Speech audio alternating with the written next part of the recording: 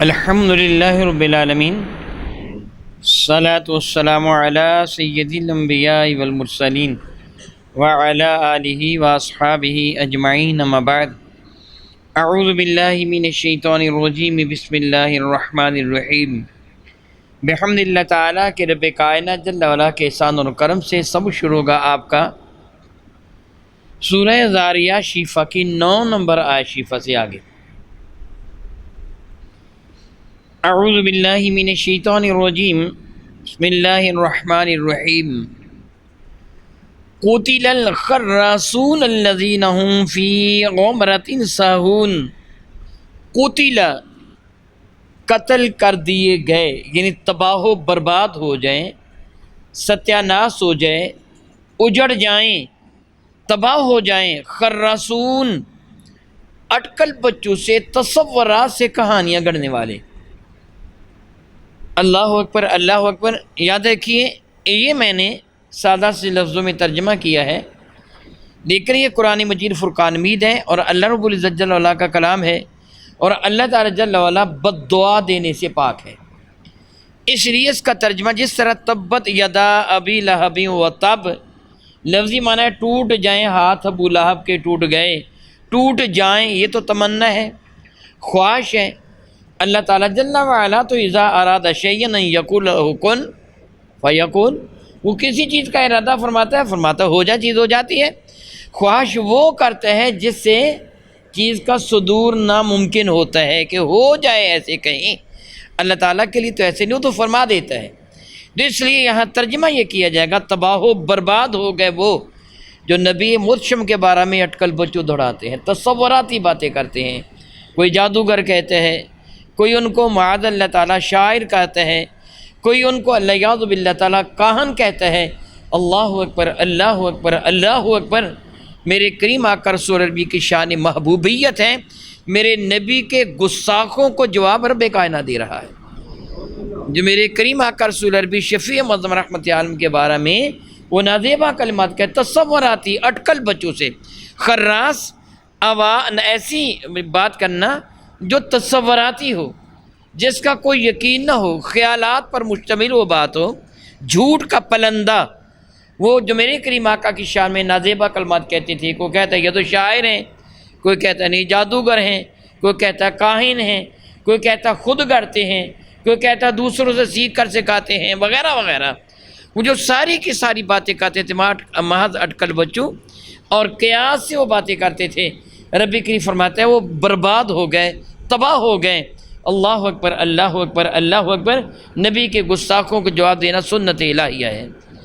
الذین هم فی غمرۃ ساہون، وہ لوگ، الذین، وہ لوگ، ہم فی غمرۃ ساہون، جو اپنے نشہ میں، غفلت کے نشہ میں بے سود پڑے ہوئے ہیں، کوئی ان کو ہوش ہی نہیں ہے، وہ برباد ہو گئے، تباہ ہو گئے۔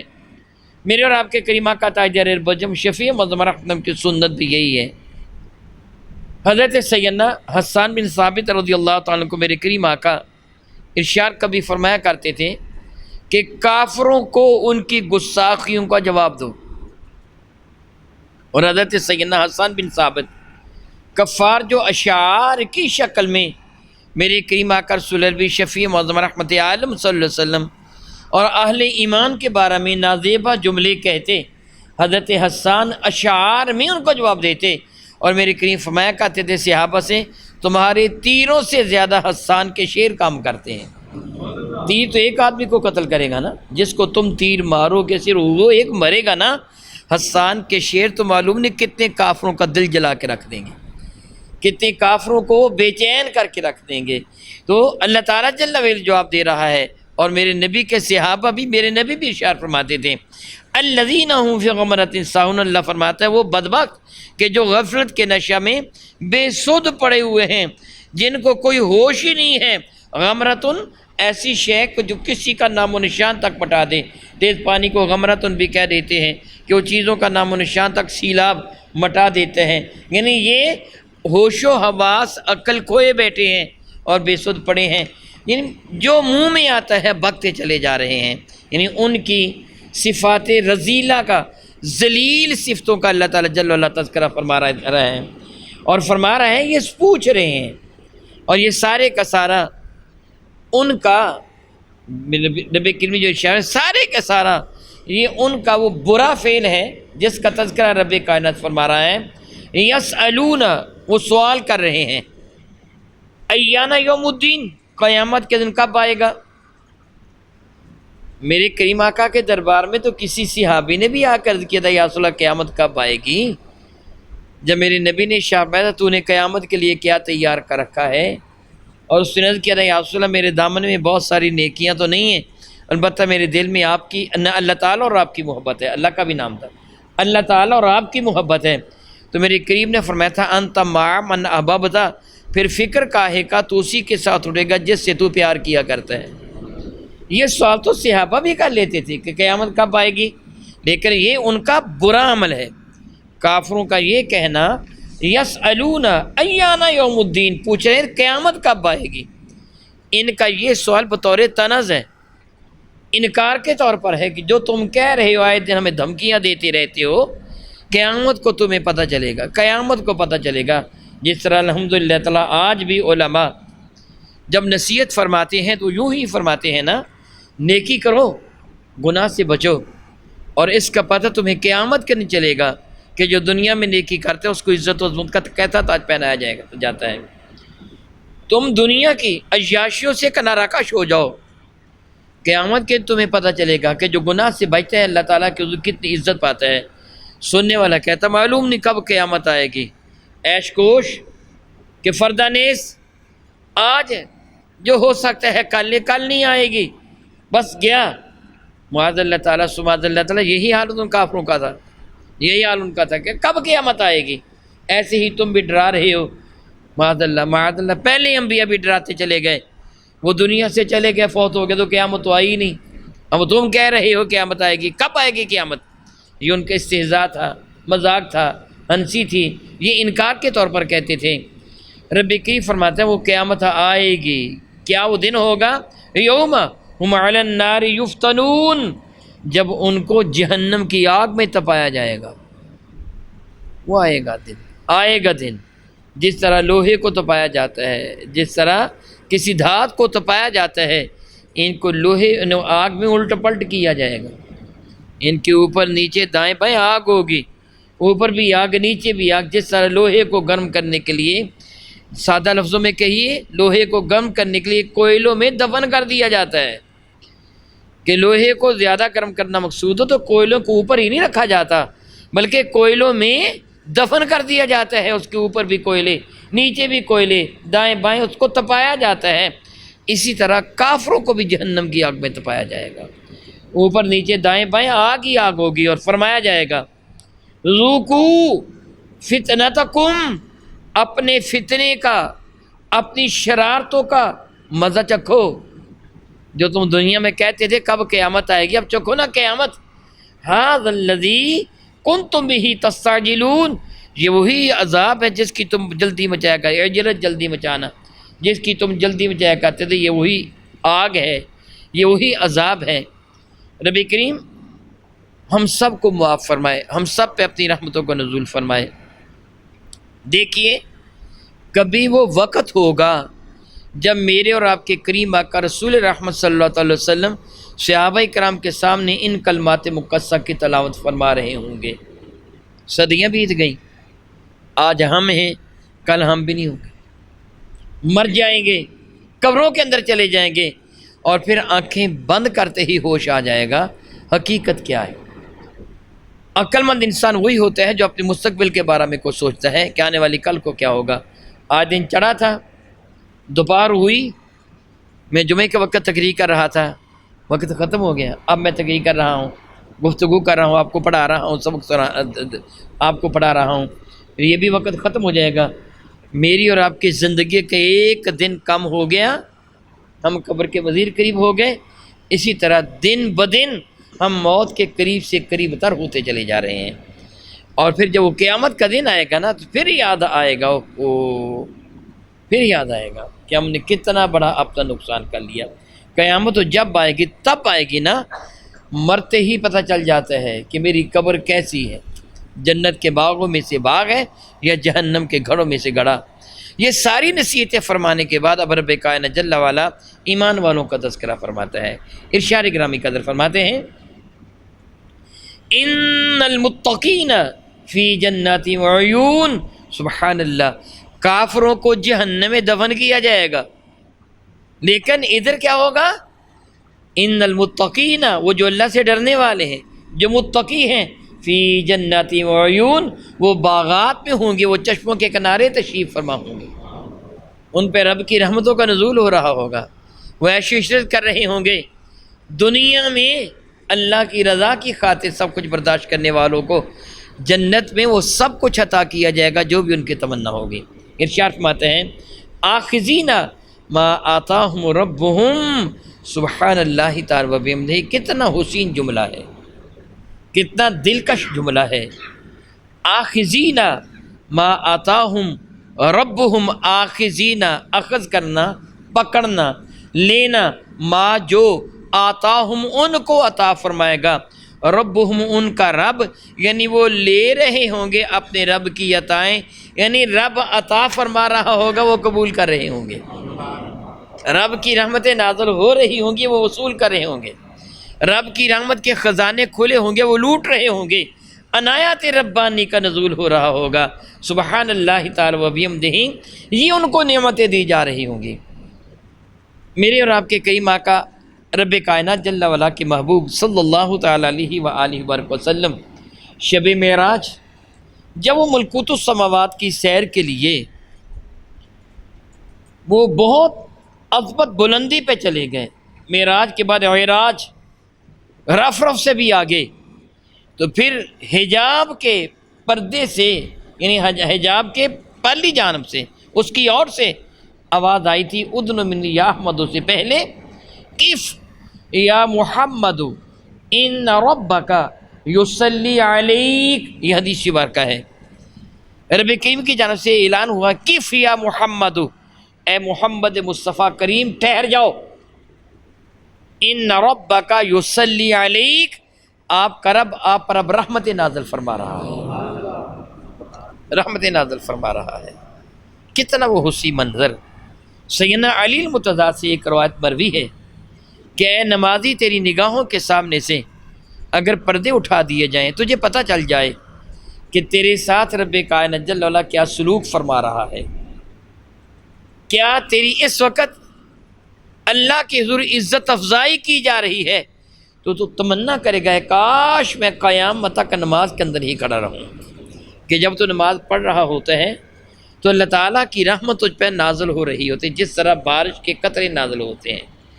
تصور میں لائیے جس طرح سنہری کرنیں آسمان کی جانب سے تم پر نچھاور ہو رہی ہیں، اور اللہ تعالیٰ کے معزز فرشتے، اللہ تعالیٰ کی رحمت کے فرشتے تیرے گردا گرد ہاتھ باندھے کھڑے تیری زیارت کر رہے ہوتے ہیں کہ تجھ پر رب کی رحمت نازل ہو رہی ہے، تیری عزت افزائی کی جا رہی ہوتی ہے۔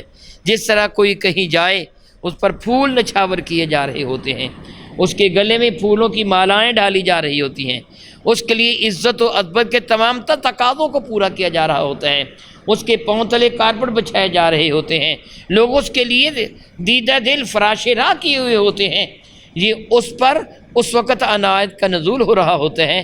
اب چشم تصور میں لائیے، رب فرماتا آخذین ما آتاہم ربہم، ان کا رب ان کو عطا کر رہا ہوگا، وہ قبول کر رہے ہوں گے۔ کتنی رحمتیں نازل ہو رہی ہوں گی۔ یہ سب کیوں ملے گا؟ اس لیے کہ انہم کانوا قبل ذالک محسنین، اس لیے کہ یہ قبل ازیں نیک کام کیا کرتے تھے،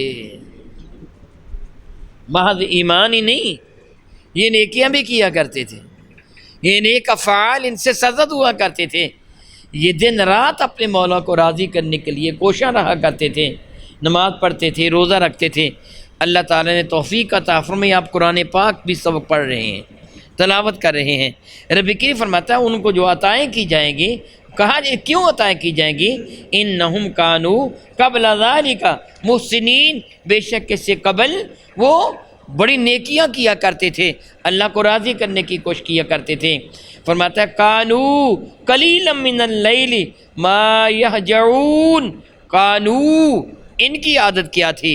قلیلا من اللیل ما یہجعون، یہ بہت تھوڑا سویا کرتے تھے، یہ بہت آرام نہیں کیا کرتے تھے کہ ساری رات خواب خرگوش کے مزے لیتے رہتے ہیں، نہیں، یہ تو میری عبادت کے لیے ہر وقت بے چین رہا کرتے تھے۔ اے رب کائنات میرے کریم آقا رسول رحمت پر اپنی بے شمار رحمتوں کا نزول فرما، جنہوں نے کمال درجے سے شفقت فرماتے ہوئے اپنی امت کے لیے آسانی پیدا فرما دی۔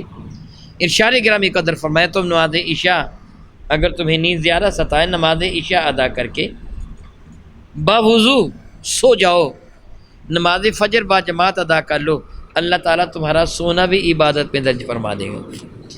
آپ بحمد اللہ تعالیٰ ثم الحمد للہ تعالیٰ تقریباً روزانہ درس قرآن کریم کے لیے بیٹھتے ہیں اور سبق پڑھتے ہیں۔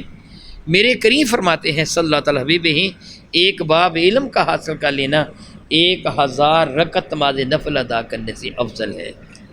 کتنی اعلیٰ عبادت ہے، میرے نبی نے ہمارے لیے کتنی آسانیاں پیدا فرما دیں۔ رب کریم فرماتا ہے یہ راتوں کو عبادت کرتے تھے، اور اشار فرماتے ہیں وَبِالْأَسْحَارِ هُمْ يَسْتَغْفِرُونَ، اللہ اکبر اللہ اکبر، ان کی عادت کیا تھی؟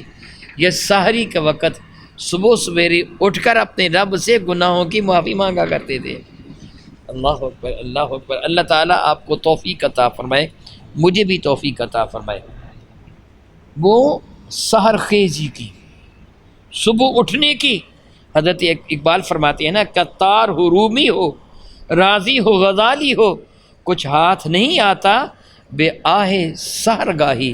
وہ صبح اٹھ کے جو بندہ اپنے رب کو منانے کی کوشش کرتے ہیں نا، وقت ہی بڑا حسین ہوتا ہے۔ میرے کریم آقا رسول مسلم رحمت عالم صلی اللہ تعالی وسلم کے ارشاد گرامی قدر کا مفہوم بنتا ہے کہ جب رات کا آخری حصہ ہوتا ہے، جس کو ہم تہجد کا وقت کہتے ہیں، آخری تہائی رات، رب کریم کی رحمت آسمان دنیا کی جانب نزول اجلال فرماتی ہے، اور اللہ تعالیٰ جل وعلا کی جانب سے اعلان کرنے والا اعلان کرتا ہے کوئی توبہ کرنے والا کہ میں اس کے گناہوں کو معاف فرما دوں، ہے کوئی رزق کا طالب کہ میں اس کے لیے اپنے رزق کے دروازے کھول دوں، ہے کوئی اپنے گناہوں سے توبہ کرنے والا میں اس کی توبہ کو قبول کر لوں۔ اسی طرح اعلان ہوتا رہتا ہے یہاں تک کہ فجر طلوع ہو جاتی ہے۔ بہت محبوب عمل ہے اللہ تعالیٰ کے حضور نماز تہجد کا ادا کرنا۔ اگر اس وقت اللہ تعالیٰ جل وعلا توفیق عطا فرما دے، آپ 2 رکعتیں ادا کر لیں، کم از کم 2 رکعتیں ہیں، میرے کریم آقا عموماً 8 رکعتیں ادا فرمایا کرتے تھے، 2 بھی کر لیں تو کوئی بڑی بات نہیں ہے۔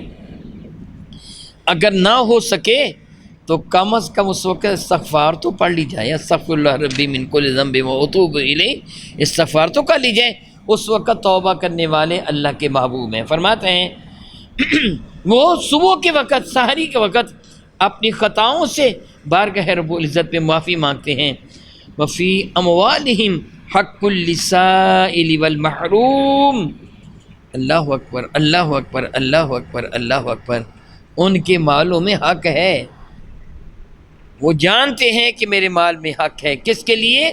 للسائل، اگر کوئی ان کے دروازے پہ آتا ہے تو خالی ہاتھ اس کو نہیں لوٹاتے، والمحروم، اور دیکھتے ہیں کہ جو غریب ہے، نادار ہے، جس کے پلے کچھ نہیں ہے، وہ نہ بھی مانگے تو خود جا کے پیش کر دیتے ہیں، خود جا کے پیش کر دیتے ہیں، اور پھر ریاکاری سے کام نہیں لیتے بلکہ اپنے رب کا شکر ادا کرتے ہیں۔ میں آپ کو بھی یہی کہوں گا، اگر آپ کسی کو کبھی کوئی خیرات دیں، اللہ کرے اللہ تعالیٰ توفیق دے، کبھی نہیں، ہمیشہ کرتے رہیں، آپ کسی کو خیرات دیں تو خیرات دے کر اسی وقت اپنے رب کا شکر ادا کریں۔ کس بات پہ؟ مولا تیرا کرم ہے، کہیں تو نے مجھ کو مانگنے والا نہیں بنا دیا۔ وہ بھی تو آدم کی اولاد ہے نا جو مانگ رہا ہے، جس کے پلے کچھ نہیں ہے۔ معاذ اللہ تعالیٰ تیرا شکر ہے کہ تو نے مجھے دینے والا بنایا، مانگنے والا نہیں بنا دیا، تو چاہتا تو مجھے مانگنے والا بنا دیتا۔ یہ اس کا شکر ادا کریں، اور اللہ کے برگزیدہ بندے ایسے ہی کرتے ہیں کہ وہ اللہ کی رضا کی خاطر دیتے ہیں۔ بلکہ صاحب کشف المعجوم نقل فرماتے ہیں اللہ کے کچھ برگزیدہ بندے ایسے بھی گزرے ہیں جو رات کو نکل جاتے تھے جنگل بیابان کی جانب یا شہروں کی جانب، اگر ان کو کوئی فقیر، کوئی نادار جنگل بیابان میں، کسی فٹ پاتھ پر، کسی گلی کوچہ بازار میں سویا ہوا مل جاتا، خاموشی کے ساتھ رقم اس کے پلو سے باندھ کے آ جاتے کہ صبح اٹھے گا تب پتہ چلے۔ یہ بھی نہ کرتے کہ سامنے رقم دے دوں تاکہ اس کی توہین نہ ہو اور میرے دل میں فخر پیدا نہ ہو۔ کتنے وہ اللہ کے برگزیدہ بندے اچھے تھے کہ جو میرے کریم آقا علیہ السلام کو ایک ارشاد گرامی قدر ہے، قیامت کے دن عرش الہیہ کے سایہ تلے من جملہ جن لوگوں کو اللہ تعالیٰ جل وعلا جگہ عطا فرمائے گا، ان میں وہ بھی ہوگا جس سے دائیں ہاتھ سے دیا اور بائیں ہاتھ کو پتہ بھی نہ چلنے دیا۔ مراد کیا ہے؟ ہاتھوں کو تو پتہ چل ہی جاتا ہے نا، لیکن مراد کیا ہے؟ چھپ کے دیا، احسان نہیں جتلایا، تانا نہیں دیا کسی کو، بلکہ اس انداز سے دیا کہ لینے والے کو بھی پتہ نہیں چلا دے کون گیا ہے، لینے والے کو بھی نہیں پتہ چلا دے کون گیا ہے۔ یہ رب کائنات کے محبوب بندے تو یہ اللہ تعالیٰ کے بڑے ہی پیارے ہیں کہ یہ عمل اپنے رب کی رضا کی خاطر کرتے ہیں۔ میرا اللہ ارشاد فرماتے ہیں وفی اموالہم حق للسائل والمحروم، ان کے مالوں میں حق ہے سائل کا بھی اور محروم کا بھی، او کما قال اللہ تبارک و تعالی واللہ تعالی اعلم باسرار کتابہ۔